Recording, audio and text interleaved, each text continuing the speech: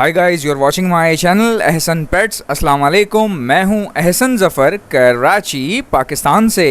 Cocktail मेरी पहली मोहब्बत। तो वीडियो देखकर आप समझ तो गए ही होंगे कि हम किस बारे में बात कर रहे हैं। हम बात कर रहे हैं ब्लैक बजीज़ के बारे में। ब्लैक बजीज़ में भी म्यूटेशन बढ़ गई है, यानी कि ब्लैक बजी भी म्यूटेट कर गया है, डिफरेंट शेड्स में आ रहा है। अब ये ब्लैक बजी कैसे बनता है, ये म्यूटेट कैसे करता है, इसको तरीका क्या है कि हम ब्लैक बजीज़ जो है प्रोड्यूस कर सकें, और ब्लैक बजी अगर आ गए हैं किसी के पास तो वो आगे वर्किंग कैसे करवा सकता है और क्या क्या चीज़ें निकाल सकता है, ये बताऊँगा आपको इस वीडियो में। इन सब को प्रोड्यूस कैसे करना है वो एक अलग बात है, वो बताऊंगा आपको इसी वीडियो में। लेकिन उससे पहले मैं आपको ये बता दूं कि ये सारे बजीज़ जो आप इस वीडियो में देख रहे हैं, ये ना तो मेरे हैं, ना पाकिस्तान में है, ना इंडिया में है, एशिया में ये हैं ही नहीं। तो फिर ये बर्ड कहाँ पे प्रोड्यूस हो रहे हैं जिनकी वीडियो नज़र आ रही है इस वक्त?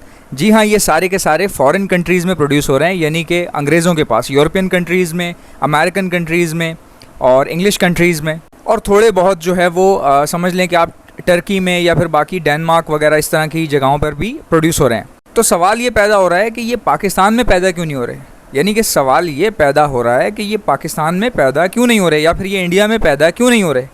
अब मैं आपको इसकी वजह बताता हूँ। देखें, जितने भी यूरोपियंस होते हैं ना, ये हमेशा याद रखें, ये परिंदों से इतना प्यार करते हैं, इतना लगाव होता है इनको, कि ये फ़िक्र नहीं करते हमारी तरह, क्योंकि इनके सरों पर टेंशन नहीं होती। इनको गवर्नमेंट पैसा दे रही होती है फारिग बैठने का भी, तो इनको कमाने की और गुजारने की ज़िंदगी टेंशन इनको होती नहीं है। तो ये हर चीज़ खुल के करते हैं, खुल के, समझ लो।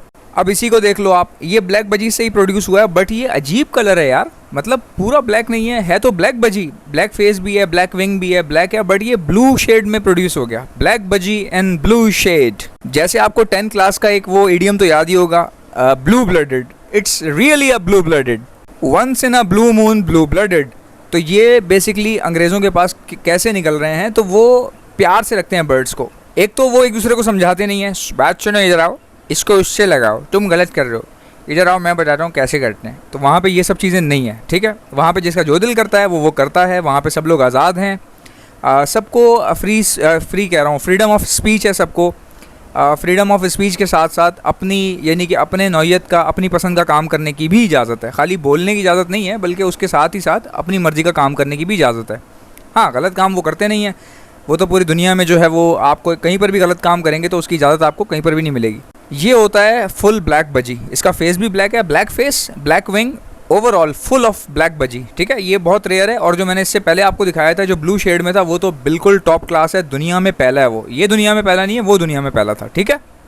अब मिसाल ले लें, जो ब्लू शेड में ब्लैक बजी है, वो कैसे निकाला होगा किसी ने, कौन सा फार्मूला होगा जिस पर वर्किंग करके वो निकला होगा? मैं आपको बताता हूँ, कोई फार्मूला है ही नहीं। एक चीज़ जो निकलनी ही पहली बार थी, या जो निकली ही किसी एक के पास है, ये पूरा वर्ल्ड में एक पीस है। पूरे वर्ल्ड में जो आपने सबसे पहले वीडियो शुरू होते ही ब्लू शेड में जो ब्लैक बजी देखा था, पूरी दुनिया में वो सिर्फ़ और सिर्फ एक ही पीस है, ठीक है, सिर्फ एक। तो वो कैसे निकला? अब वो ऐसे निकला कि उसका फार्मूला तो था ही नहीं, क्योंकि वो पैदा ही पहली बार हुआ है। तो वो किस फार्मूले पे अमल करते या किस ब्रीडिंग कॉम्बिनेशन को फॉलो करते कि जिससे वो निकल पाता? कोई फार्मूला पता ही नहीं था किसी को। एक चीज़ जो होनी ही पहली बार है, तो आपको कैसे पता चलेगा? तो ये पता ऐसे चलता है कि आप कोई ना कोई उल्टी सीधी अंट की शंट पेयरिंग करवाते रहते हैं, तो उसमें खाली ब्लैक बजी नहीं, और भी बहुत कुछ निकल सकता है। जैसे अब तो ब्लैक बजीज़ में रेड आइज़ को कन्वर्ट कर रहे हैं। अब ये ब्लूइश ब्लैक बजी जो निकला था, अगर वो रेड आई में निकल आया तो आप सोचें क्या धमाल मच जाएगा। यानी वो दुनिया का पहला पीस होगा, और ये तो ख़ुद सबसे महंगा तरीन पीस है। और अगर ये रेड आई में निकल आया तो समझ लें कि कितने मिलियंस ऑफ डॉलर्स में बिकेगा। ये लोग क्या करते हैं कि ये लोग बहुत अजीबोगरीब ब्रीडिंग कॉम्बिनेशन फॉलो करते हैं और अंट की शंट लगा देते हैं। ऐसे अंट की शंट लगा देते हैं कि अगर मैं आपको बता दूं तो आप लोग बोलेंगे कि यार ये तो बिल्कुल इररेलेवेंट है, और यही आपकी नासमझी होगी। कोई भी नया काम दिखने में इररेलेवेंट ही लग रहा होता है। जैसे एडिसन ने बल्ब बनाया था, तो उसने किसी को बताया कि मैं बल्ब बनाने जा रहा हूँ या कोशिश कर रहा हूँ ऐसी चीज़ बनाने की जो रोशनी निकालेगी रात में भी, तो लोग हंसे होंगे उसके ऊपर भी, जाहिर सी बात है, लोग बोलेंगे पागल है ये। जिस बंदे ने पहला फ़ोन बनाया होगा, ग्राहम बेल ने पहला फ़ोन, मतलब मुझे हो सकता है गलती हो रही हो, ग्राहम बेल ने बनाया या नहीं बनाया, फिर भी मैं आपको कहता हूँ, जिसने भी पहला फ़ोन बनाया था, वो फ़ोन जिसने बताया होगा कि मैं कोई ऐसी चीज़ बना रहा हूँ जो आप यहाँ से बैठोगे, यहाँ से फ़ोन उठाओगे, कान पे लगाओगे, और वो बात कहीं और से दूसरा बंदा सुन रहा होगा। जब ये बात किसी ने सुनी होगी तो सबने बोला होगा यार ये, इसको बोलो अपना इलाज करवाए जाके प्लीज़।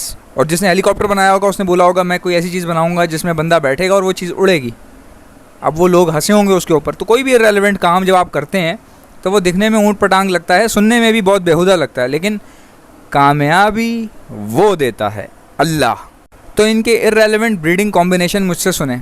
ये लोग क्या करते हैं, इनके पास अगर टीसीबी हो तो टीसीबी को कॉमन ब्लू बजीज़ के साथ लगा देते हैं, यानी कि टीसीबी का piece, pure TCB, German TCB या अच्छा वाला टीसीबी, ये लगा देते हैं कॉमन ब्लू बजी जो होता है, वाइल्ड कलर में जो ब्लू बजी आता है उसके साथ लगा देते हैं। अब हमसे कोई बोले कि तुम्हारे पास टीसीबी का एक पीस, हमारे में से किसी के पास भी अगर एक टीसीबी होगा बहुत अच्छी क्वालिटी में, क्या हम उसको सिंपल बजी के साथ लगाएंगे? हम बोलेंगे नहीं, जैसा ये है इसके लिए वैसी ही फ़ीमेल चाहिए। मेरे पास येलो कलर में टीसीबी है, मुझे येलो कलर में ही टीसीबी की फ़ीमेल चाहिए।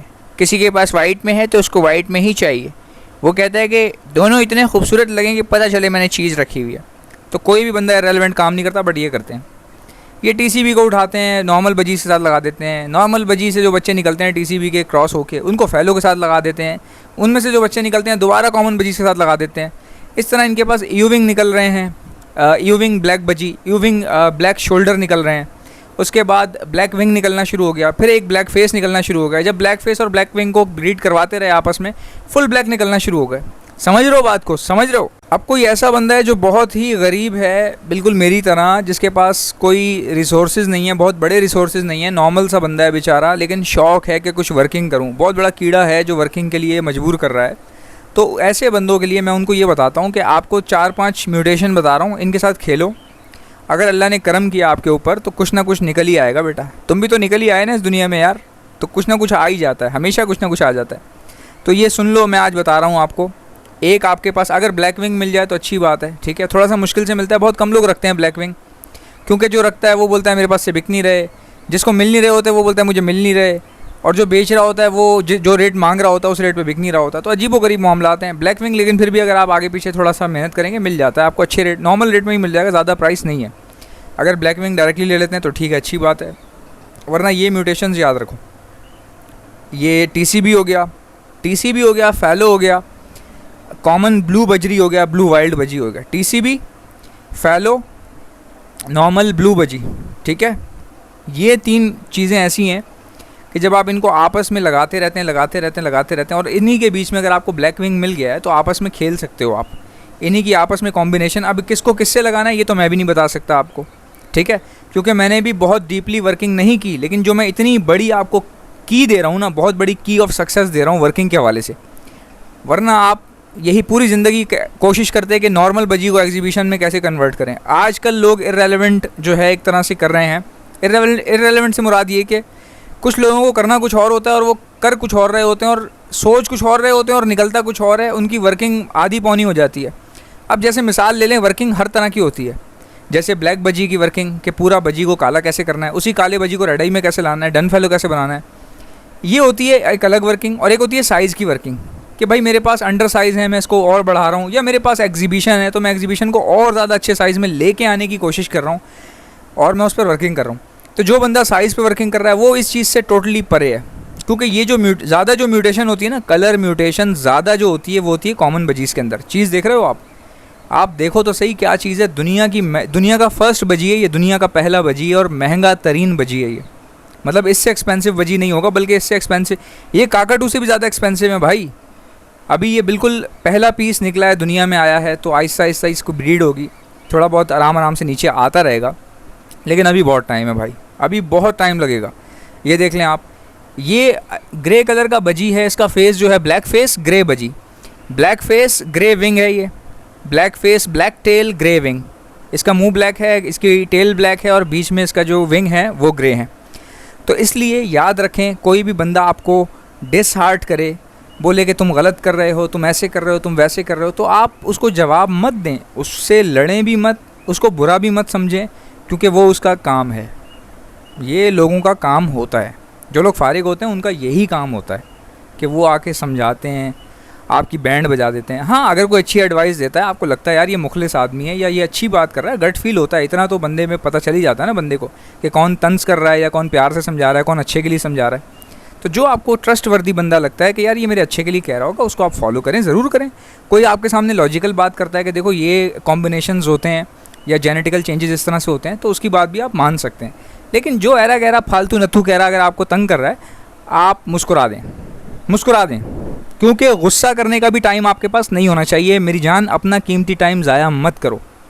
काम करते रहो, ब्रीड करवाओ, पैसा कमाओ, अपना घर चलाओ, दुनिया चलाओ, बिज़नेस बनाओ, अपने लिए अच्छा करो। और साथ ही साथ उन लोगों का ख्याल रखो यार, किसी के हाथ नहीं होते, किसी के पैर नहीं होते। बहुत सारे लोग ऐसे हैं जिनकी फैमिली में से किसी एक को कैंसर है, पूरा घर परेशान है। ठीक है, ऐसे लोग मैंने देखे हैं कि किसी एक बंदे को कैंसर है, पूरी फैमिली में से पूरा घर स्ट्रगल कर रहा है। बाप ने मकान बेच दिया, भाई ने दुकान बेच दी इलाज कराने के लिए। ठीक है, बहन अपना घर छोड़ कर आई हुई है भाई की खिदमत करने के लिए। ऐसे लोग मैंने देखे हैं यार। कई बार ऐसा भी हुआ, किसी का एक्सीडेंट हुआ, टांग टूट गई बाप की, पूरा घर सड़क पर आ गया। क्यों? क्योंकि कमा बाप रहा था, बच्चे छोटे छोटे हैं। तो जब भी कभी आपको परिंदों में से कुछ पैसा वसूल हो, कुछ कमाई आपको आए, तो उसमें से थोड़ा सा अल्लाह की राह में ख़र्च करो। चाहे आपका कोई भी मज़हब है। मैं अगर अल्लाह को मानता हूँ तो आप भी किसी ना किसी को तो मानते होंगे ना। ये तो सबको पता है कि दुनिया किसने बनाई है, हमें पैदा करने वाला कौन है, उसकी रज़ा के लिए। क्योंकि हम लोग सब चले जाएंगे, आप भी चले जाओगे, मैं भी चला जाऊँगा। कोई इस दुनिया में हमेशा तो नहीं रहेगा। आपके बड़े बूढ़े भी चले गए, आपके कई रिश्तेदार चले गए, तो आप सारी ज़िंदगी ज़िंदा थोड़ी रह जाओगे।